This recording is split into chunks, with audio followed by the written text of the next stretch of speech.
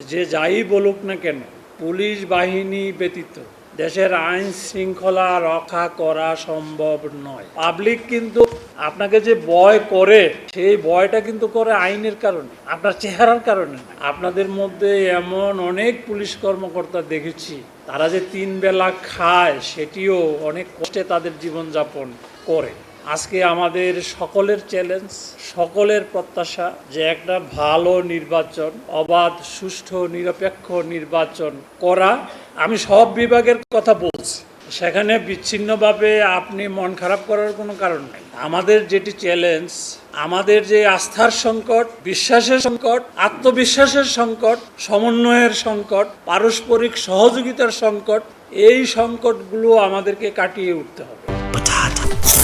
বাছাই করা আলু আর স্পাইসি সিজনিং এ প্রাণ পোটাটা চিপস নাকি বিস্কিট খেয়ে বুঝে নাও। আমরা যার যার অবস্থান থেকে যদি উদ্যোগী হই, আমরা আশা করি যে গত 1 বছরে 5ই আগস্টের পরে আমরা দেখেছি রাস্তায় একটা লোক নেই যে একটা গাড়ি কিভাবে চলবে, একটা প্রতিষ্ঠান কিভাবে চলবে, কেউ কাউকে নির্দেশনা গাইড করার মতো লোক ছিল না। সেই অবস্থা থেকে পুলিশ বাহিনী যে আমাদের রাতে বাড়িতে ঘুমানোর যে সুব্যবস্থা করে দিয়েছেন, আমি বলবো এটি যে যাই বলুক না কেন, পুলিশ বাহিনী ব্যতীত দেশের আইন শৃঙ্খলা রক্ষা করা সম্ভব নয়।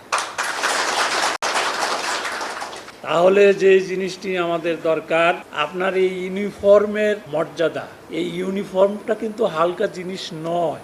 আপনার ভালো কাজের সুনাম যত তাড়াতাড়ি হয়, আপনার মন্দ কাজের দুর্নাম তত বেশি তাড়াতাড়ি হয়, তাড়াতাড়ি এটি প্রচার হয়। আপনাদের মধ্যে এমন অনেক পুলিশ কর্মকর্তা দেখেছি, তারা যে 3 বেলা খায় সেটিও অনেক কষ্টে তাদের জীবনযাপন করে। তারা প্রকাশ্যে কম আসে, কিন্তু ভিতরে খবর নিলে আপনারা জানবেন, দেখবেন আপনাদের মধ্যেই আছে। তা তারাও তো চলছে। আজকে আমাদের সকলের চ্যালেঞ্জ, সকলের প্রত্যাশা যে একটা ভালো নির্বাচন, অবাধ, সুষ্ঠু, নিরপেক্ষ নির্বাচন করা।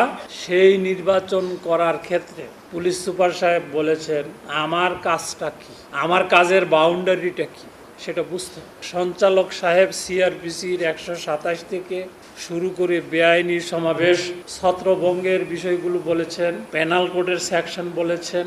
আমার ব্যক্তিগত অভিজ্ঞতা থেকে আমি বলি, আমার সাথে একজন সাব ইন্সপেক্টর আমি রাখতাম বা উনি যেতেন, আমার কাছে একটা ফাইল বোর্ড থাকতো।